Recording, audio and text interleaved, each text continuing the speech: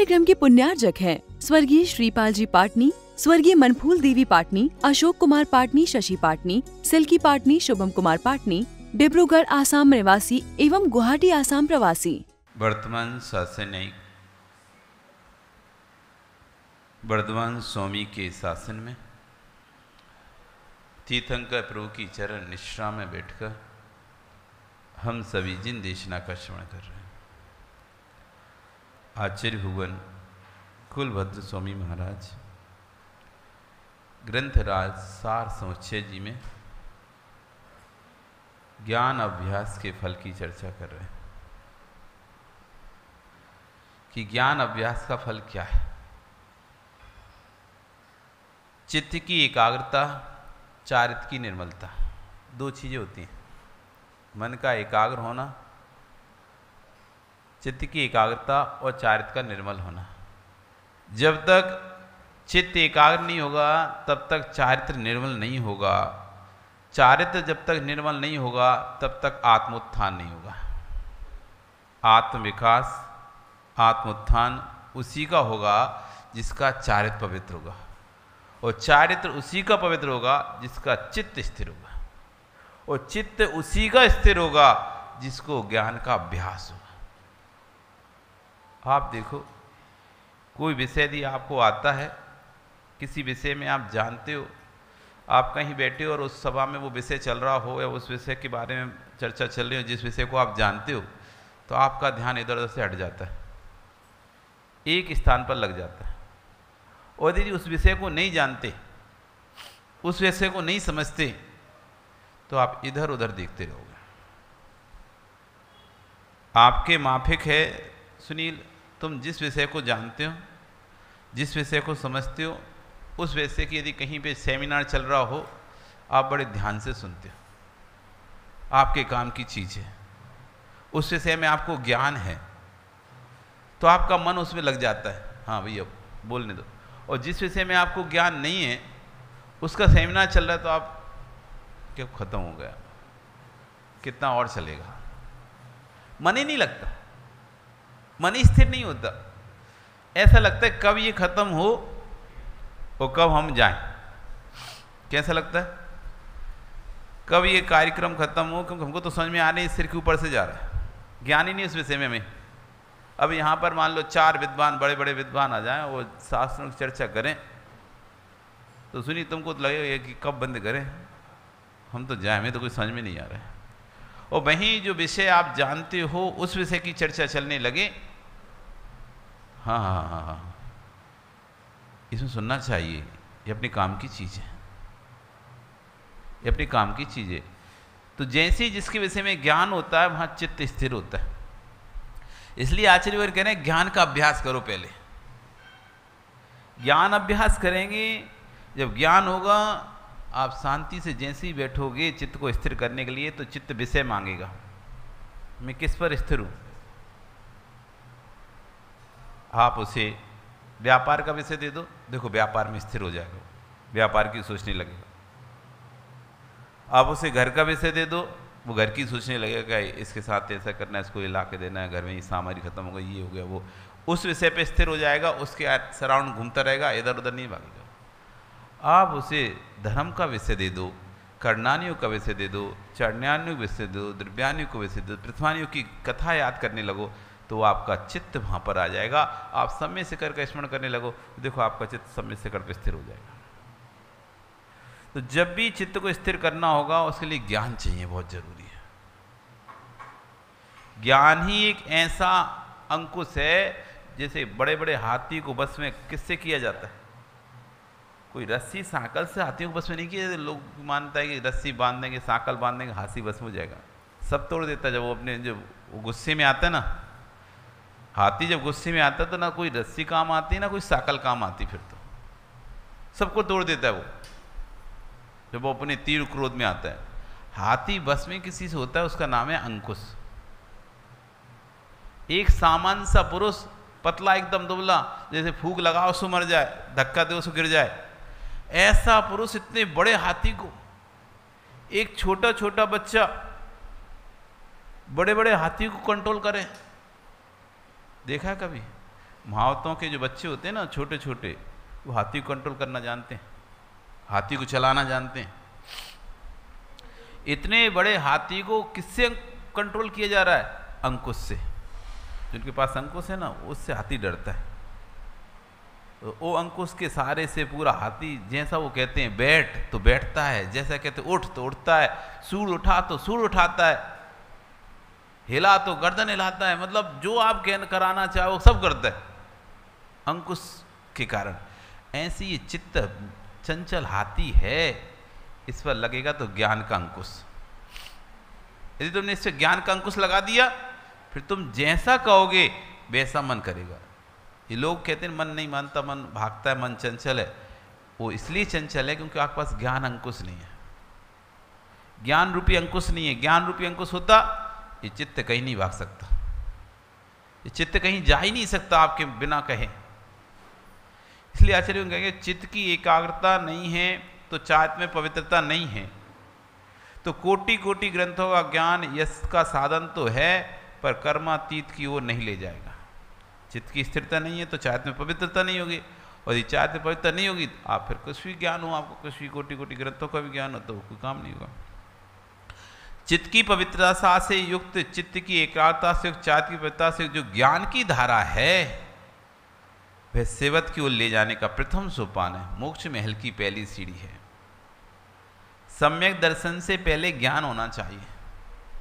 लोग कहते हैं पहले सम्यक दर्शन फिर उसके बाद ज्ञान, सम्यक ज्ञान होता है।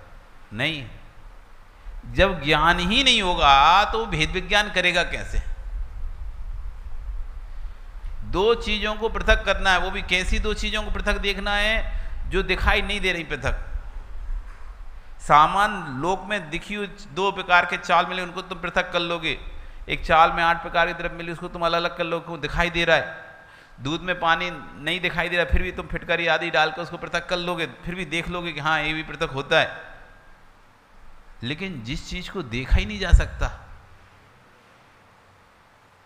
सिर्फ जिसकी कल्पना मात्र करनी है आपको, कर्म और आत्मा के पृथकीकरण की, कि शरीर भिन्न है और आत्मा भिन्न है, शरीर भिन्न है और आत्मा भिन्न है, इस बात की मात्र कल्पना ही करनी है। आप कभी ऐसे देख नहीं सकते, ये देखो ये शरीर दिखाई दे रहा है, ये आत्मा दिखाई दे रहा है, ये कर्म दिखाई दे रहे हैं, ये आत्मा दिखाई दे रही है। किसी को आपने देखा कि ये देखो इसका शरीर है, ये इसकी आत्मा है। ऐसे पदार्थ का निर्णय करना है तो ज्ञान चाहिए कि नहीं चाहिए पड़ेगा? बिना ज्ञान के निर्णय कैसे होगा? पहले ज्ञान, फिर सिद्धांत, फिर सम्यक ज्ञान।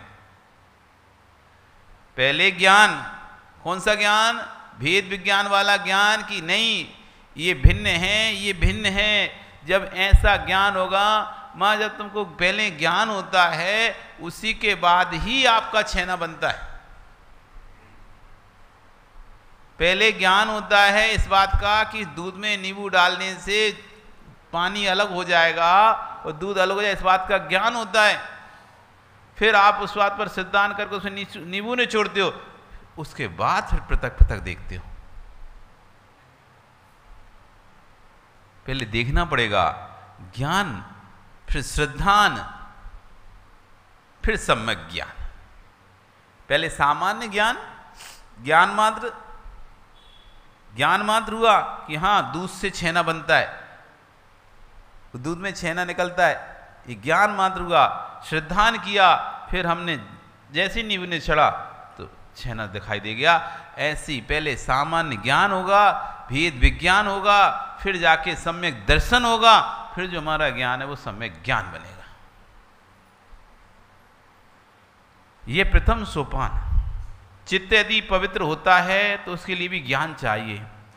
चित्त की पवित्रता भी ज्ञान पर अवलंबित है।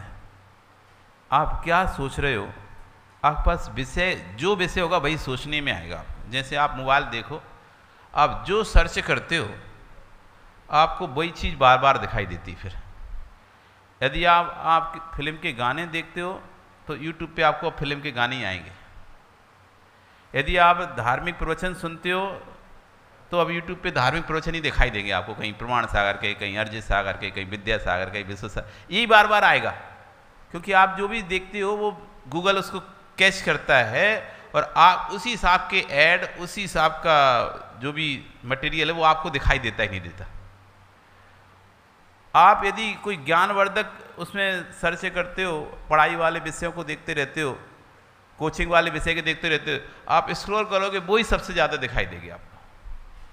आप जो भी सर्च करते हो वो, जबकि उसमें तो हजारों प्रकार की वैरायटीज़ हैं, हजारों वैरायटी होने के बाद भी आप जो सर्च कर रहे हो वो बार बार वही वही कैसे आ रहा है। यहां तक कि आप जो बात करते हो वो भी रिकॉर्ड होता है, और जैसी आप बात करते हो वैसी ऐड आपके पास मोबाइल में आने लगते हैं। आप यदि मोबाइल की बातें कर रहे हो कि अपन को मोबाइल खरीदना है, नया मोबाइल खरीदना है, एक अच्छा वाला मोबाइल खरीदना है, आप पाओगे कि आपको मोबाइलों पे ऐड भी उसी तरह के आएंगे। जब आप कोई वो चलाओगे तो ये वाला मोबाइल रियलमी का, कौन से सेलिस, रेडमी, रियलमी और कौन से भगवान है, MI, एप्पल, सैमसंग और जो भी आती है सेलिस को पता है, तो वही ऐड दिखाई देने लगेंगे। जैसा आप सर्च कर रहे हो वैसी सामने लोक में भी देखा जा रहा है कि वस्तु वैसी आपको दिखाई देता है। तो जैसा आपके अंदर ज्ञान भरा हुआ है वैसे आपका चिंतन चलेगा। यदि आपके अंदर दया वाला ज्ञान भरा हुआ है तो आपका चिंतन भी कोई, अरे यार छोड़ तो दे यार, मत मार, कोई किसी पीट रहा होगा ना, यार छोड़ तो जाने दे यार, कर दी गलती, कोई बात नहीं, छोड़। यदि आपके अंदर क्रोध वाला ज्ञान है ना, छोड़ना नहीं इसे, हर बार ये ऐसे ही करता है, आज से सबक सिखा के रहना।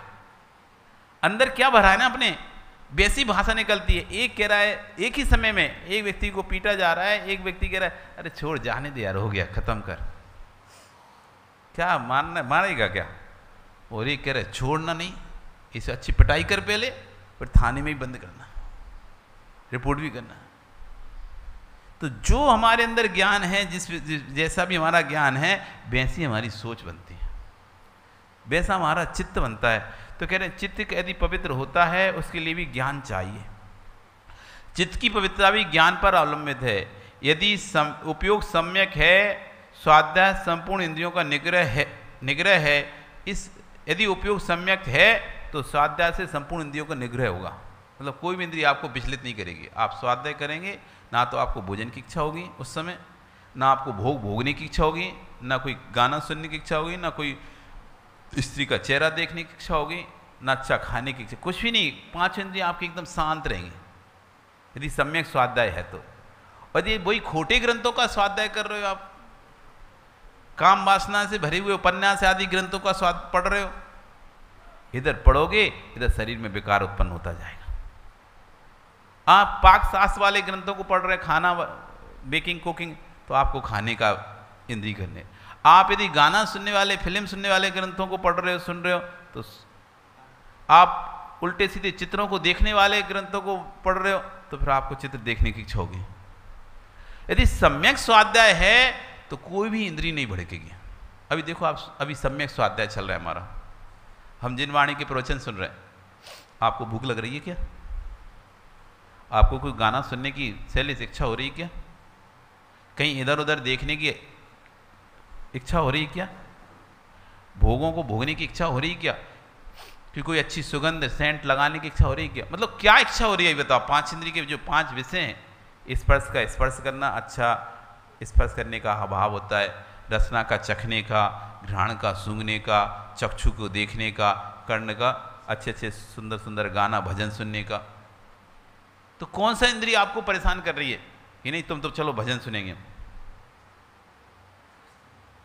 सब शांत है कि नहीं? इंद्रियों पे तुमने ताले लगा दिए क्या? इंद्रियों पे ताले लगा दिए क्या?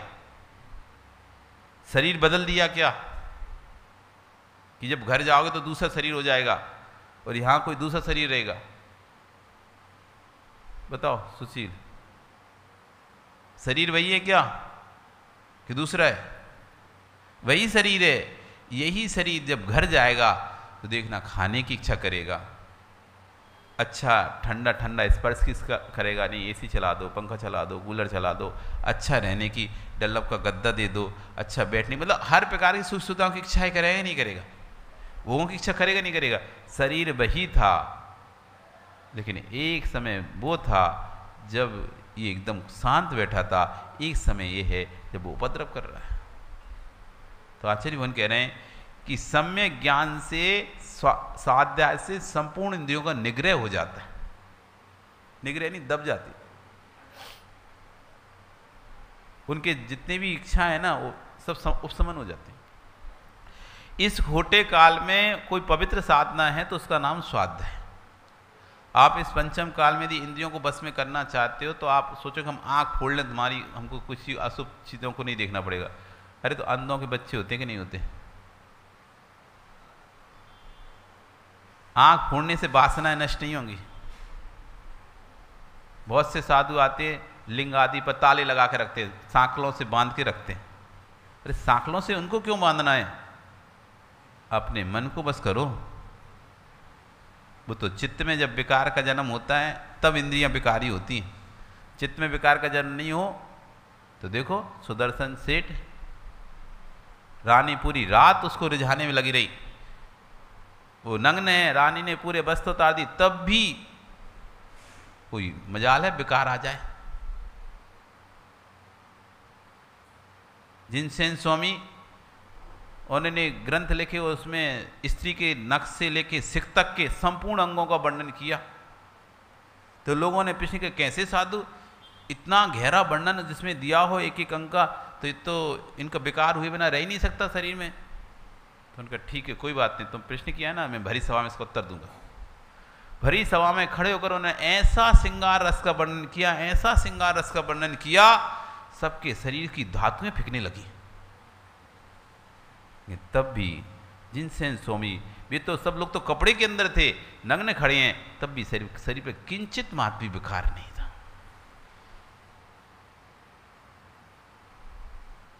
बांधने की जरूरत नहीं है, इंद्रियों को फोड़ने की जरूरत नहीं है, इंद्रियों को तोड़ने की जरूरत नहीं है, मन को नियंत्रण करने की जरूरत है। वो मन उसी का नियंत्रण होगा जिसका स्वाध्याय होगा।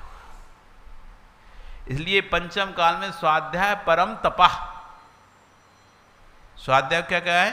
परम तप का है। उपवास से बड़ा तप, अनशन से बड़ा तप, उनोदर से बड़ा तप, वृत्ति परिसंख्यान से बड़ा तप, रस परिताक से बड़ा तप, विवेक संयासन से बड़ा तप, प्राश्चित से, वैया वृत्ति से, विनय से, विसर्ग से, सबसे बड़ा तप है स्वाध्याय। क्योंकि सबको कोई यदि कंट्रोल कर रहा है, उपवास कर लिया, अब भूखे पेट क्या करें? यदि तुम्हारे पास स्वाध्याय नहीं तो इधर सोगे उधर सोगे, इसकी बातें याद आएंगी, उसकी बातें याद आएंगी, ये हो गया शरीर दर्द कर रहा है, पेट दर्द कर रहा है, भूख लग रही है, ये पूरे समय चलता रहेगा। हाय हाय हाय हाय, इधर कलपट पलटोगे उधर कलपट पलटोगे। अब खाना खाया नहीं तो क्या होगा दिन भर? कोई से बात कर ले, चलो फोन पे घंटों घंटों लगे, अब आज उपवास है कुछ करेंगे क्या, तो घंटे घंटे फोन पे लगे हैं, बस टाइम पास कर ले रहे, मोबाइल चला ले रहे, इंस्टाग्राम चला ले रहे, फेसबुक चला ले रहे, यूट्यूब चला ले रहे। अब कुछ काम तो करें क्या? दिन भर कैसे निकलेगा हमारा, पूरा दिन कैसे व्यतीत होगा हमारा? स्वाध्याय कुछ है नहीं है, कभी कुछ पढ़ाई नहीं है, अब पढ़ा नहीं है, अब पूरे खाली हैं दिन भर, अब क्या करें?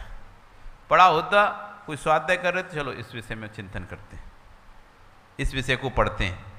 अपना ये विषय चल रहा है, अपना ये पद्म पुराण चल रहा है, अब इस विषय को अपन स्वाध्याय करते हैं। अपन करनानियुग का पढ़ना है, उसका स्वाध्याय करना है, चरनानियुग पढ़ना है, उसका स्वाध्याय करते हैं, रत्नकांड शराब का चार पढ़ना है, उसका स्वाध्याय। अब कुछ करते तो है ही नहीं है, कभी कुछ पढ़ते ही नहीं है, अब उपवास कर लिया, अब क्या करेंगे दिन भर? इस कार्यक्रम के पुण्यार्चक थे स्वर्गीय श्रीपाल जी पाटनी, स्वर्गीय मनफूल देवी पाटनी, अशोक कुमार पाटनी, शशि पाटनी, सिल्की पाटनी, शुभम कुमार पाटनी, डिब्रूगढ़ आसाम निवासी एवं गुवाहाटी आसाम प्रवासी।